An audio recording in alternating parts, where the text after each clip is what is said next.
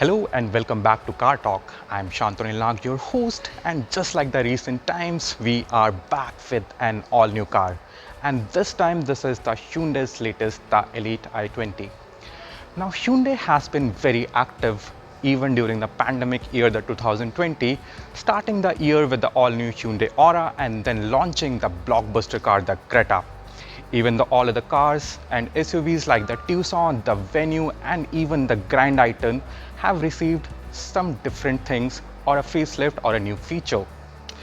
Well, Hyundai is now ready with their last launch of the year, and that is the all-new i20.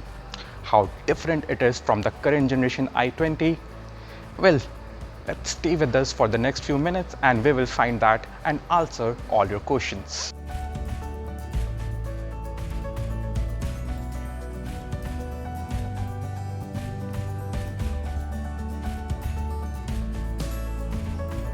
Now let's start with the exterior of the all-new i20 and find out how different it looks from the current generation of Elite i20. So if you look at the front, the first thing you will notice is the different shaped grille, which looks very aggressive. The top end models will get a different pattern and the lower end models will get a different pattern. There is nothing much around here apart from this turbo badging. That's because this is powered by a 1-liter turbocharged petrol engine. We will talk about that later. But if you see the grille and the headlamps, they do feel that they have been integrated very nicely, and the headlamps feel like a part of the grille itself. These are the LED projector headlamps with LED DRLs right here, and the indicators are right here. Down below you get a triangular shaped fog lamp housing, which is very big in size, and inside it you get a halogen projector fog lamp.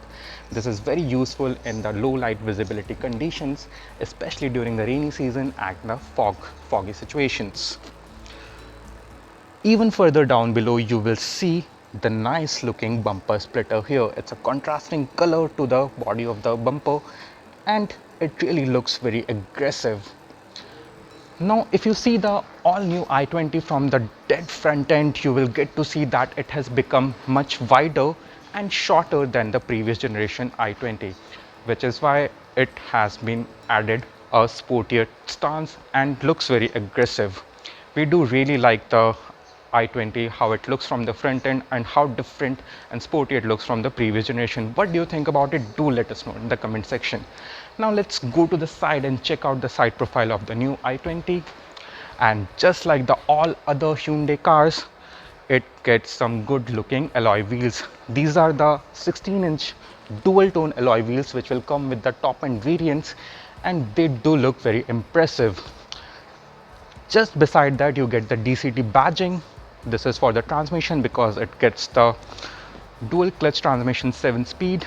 You get this badging, and interestingly the ORVMB has been designed very aerodynamically. So you see that cut, it has been designed to reduce the air drag and also add the sporty stance to the car.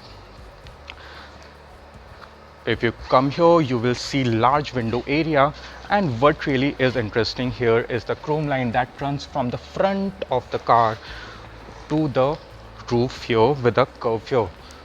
Again, very nice, sporty, sleek looking addition to the new i20.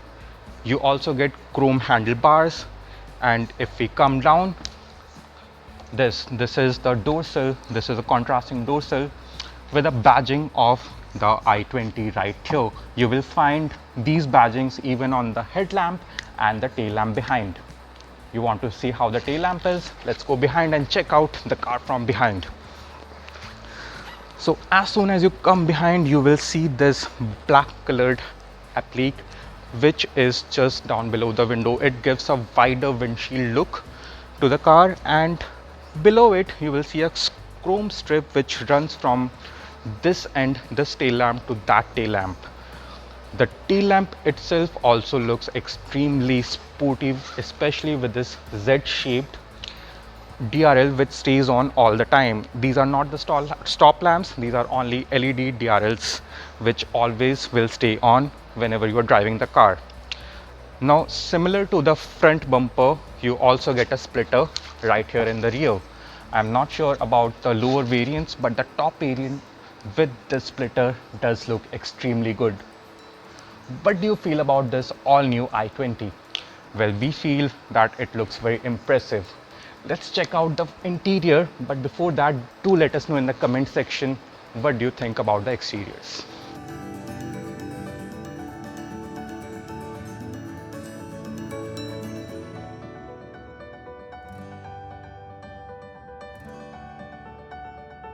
Now, because it is a Hyundai, you have to get a lot of segment first features, and the all new i20 doesn't disappoint you. Let's start with the dashboard of the all-new i20, which feels much more premium than the current version, especially because of these flowing lines all across the width of the cabin. Apart from making the dashboard look elegant, these lines adds a wider look to the cabin. There are AC vents hidden in these lines, which is exceptionally designed and looks very nice and premium. In the middle of the dashboard sits the massive 10.25-inch high-definition touchscreen infotainment system. It gets all the modern-day features that a Hyundai car offers, including the BlueLink internet connectivity. It allows more than 50 features along with voice commands, making it first in the segment. Since the infotainment system remains connected to the internet all the time, you also get the updated maps wirelessly.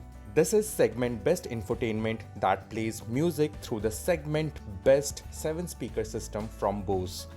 If you shift your eyes from the infotainment system to your right, you will notice the full digital instrument cluster with a TFT MID. There are also wireless phone charging system and OxyBoost air purifier, which have become common in the modern Hyundai cars, just like the sunroof above me. Now coming to the safety, Hyundai will offer as many as 6 airbags with the top-end variant. More segment-first features like the tire pressure monitoring system and hill assist control will be available with the top-end variant, while the new i20 also gets the electronic stability control and the vehicle stability management. Now, since the all new i20 has become wider and longer with a longer wheelbase, has become more spacious than before. You get a wider shoulder room, a longer knee room, and of course, mounted with the large windows and the sunroof here, it's a very comfortable and spacious cabin. I really like how I can sit here, the under thigh support, and if you look down below, you get air ventilation here and space to keep your phone, and also not to forget, very important, a charging point for your phone. So now, just like the front, the rear seats of the new i20 are very comfortable. The only thing that I find missing here is the cup holder in the armrest, which can be opened, but there are no cup holders.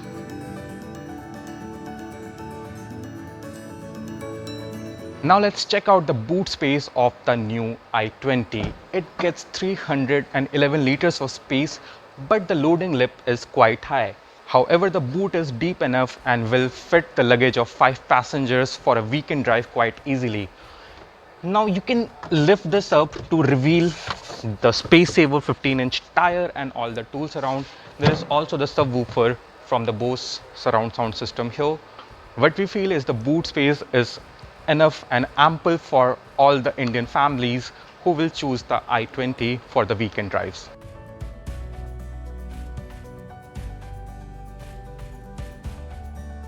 Now talking about the engines of the all new i20, you will get 3 new options. The lower models will get the 1.2 liter naturally aspirated petrol that will produce 2 power figures. So the manual versions will get the lower 83 PS version, and the CVT automatic will get the higher 88 PS. What we have here is a turbocharged 1 liter petrol engine that produces a maximum of 120 PS. It will be only offered with the segment first IMT transmission and the 7-speed DCT, which again is a segment first. Now the diesel versions of the new i20 will come powered by the 1.5 liter engine. It will produce a maximum of 100 PS and will return a maximum of 25.2 kmpl, which is the highest fuel efficiency for any 1.5 liter diesel engines in India. It will only get a manual transmission and there is no automatic available with the diesel variants. The all-new i20, we find it extremely impressive and good-looking car. We are yet to drive it, that we will do next month, but till then you can comment on how it looks, all the features it gets, and what you don't like or like the most about this car. Till then, subscribe to the Car Talk channel and keep waiting for the all-new i20 review that we will be putting very soon. Thank you.